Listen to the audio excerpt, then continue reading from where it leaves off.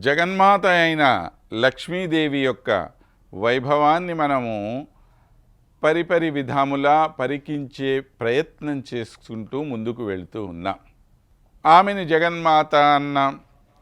ఆ స్వామి యొక్క అత్యంత ప్రియమైనటువంటి ఆమెగా భావన చేశాము. అలాగనే ఆమెని ఒక చిన్న పిల్లగా కూడా చూసాము. ఇప్పుడు ఆ చిన్ని వయస్సు నుంచి యవ్వన దశలోనికి వస్తున్నటువంటి ఒక కుమారి అయినటువంటి అమ్మాయి ఏ విధంగా ఉంటుందో అలాగ భావన చేసుకుంటూ ఉన్నాం.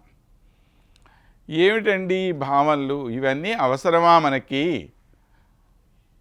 అమ్మవారు అంటుంటిరి, ఆ అమ్మవారి యొక్క వైభవం అంటుంటిరి.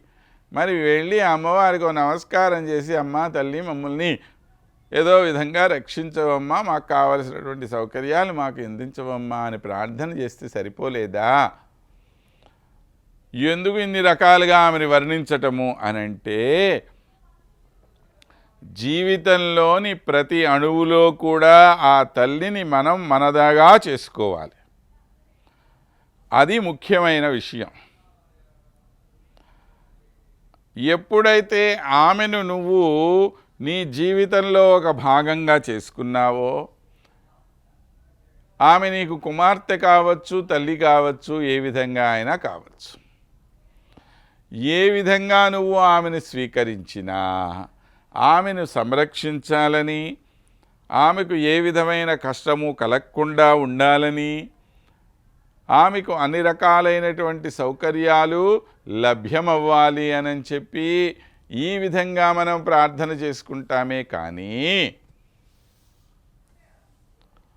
ఆమెను విడిగా మనం చూడం. అంటే ఈమె ఎవరో మహాలక్ష్మీదేవి, ఆమె ఎవరో అమ్మవారంటండి అనే భావన కాదు. ఎవరామె అంటే మన మహాలక్ష్మి, మన అమ్మ, మన దేవత అనే భావనలోకి అందరూ వచ్చేయాలి. అలా రావాలి అని అంటే ఇన్ని రకాలుగా కూడా తల్లి యొక్క వైభవం మనం తెలుసుకోవాలి. ఆమె ఇలా ఉంటే ఎలా ఉంటుంది, అలా ఉంటే ఎలా ఉంటుంది, ఇవన్నీ కూడా మనము ఒకదానితో ఒకటి పోలిక చెప్పుకుంటూ ముందుకు వెళుతూ ఉండాలన్నమాట. అలా వెళ్ళినప్పుడు ఏమవుతుంది అనంటే, అప్పుడు తల్లి మనలో ఒక భాగం, మన జీవితంలో ఒక భాగం, మన కుటుంబంలో ఒక భాగం, మనందరినీ కరుణించేటువంటి తల్లి ఈమె అనే ఒక అద్భుతమైనటువంటి భావనలోకి మనం వెళ్ళిపోతాం. ఇది చాలా అవసరమైన విషయం.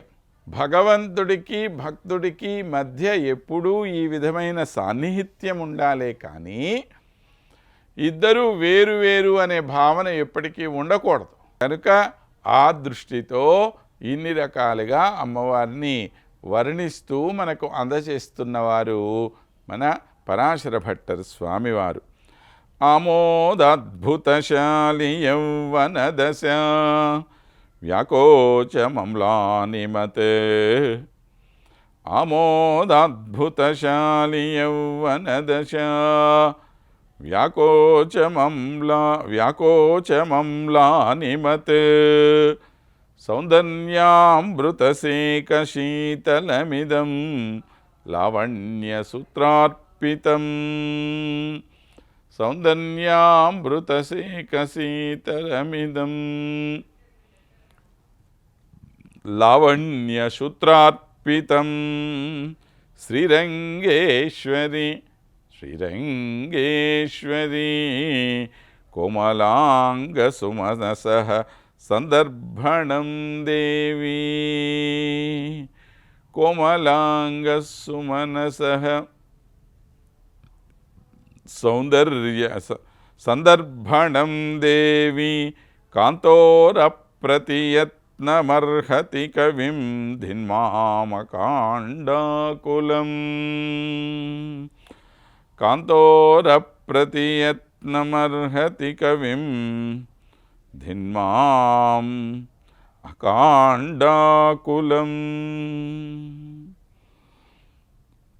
ఇప్పుడు ఆ అమ్మవారిని చిన్నపిల్ల అన్నాం, అదన్నాం, ఇదన్నాం, అన్నీ బాగానే ఉన్నాయండి.